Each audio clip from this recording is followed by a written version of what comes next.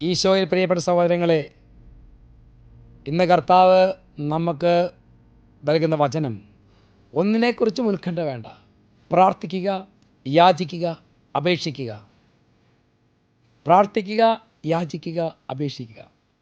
നമുക്ക് വീട്ടിലായിരിക്കുമ്പോഴും വിശുദ്ധ കുർബാന മധ്യത്തിലും സന്ധ്യാപ്രാർത്ഥന സമയത്തും എല്ലാം പ്രാർത്ഥിക്കണം, തീഷ്ണതയോടെ പ്രാർത്ഥിക്കണം.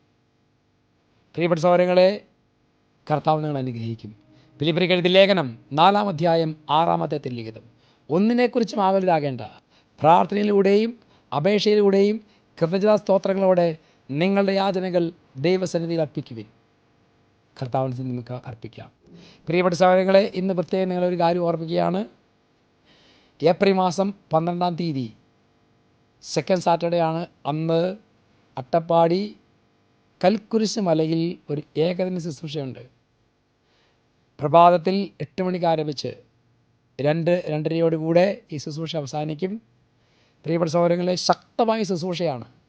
ഡെലിവറൻസും അതുപോലെ സൗഖ്യ ശുശ്രൂഷകളും വിശുദ്ധ കുമ്പസാരങ്ങളും ബലിയർപ്പണവും എല്ലാം ചേർന്ന് അനുഗ്രഹത്തിൻ്റെ മണിക്കൂറുകളാണ് സെക്കൻഡ് സാറ്റർഡേ ശുശ്രൂഷ.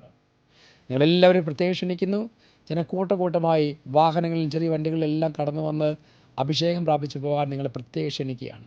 ഈശോ നിങ്ങളെല്ലാവരും അനുഗ്രഹിക്കട്ടെ, ഇപ്പോഴും എപ്പോഴും എന്നേക്കും. ആമേൻ.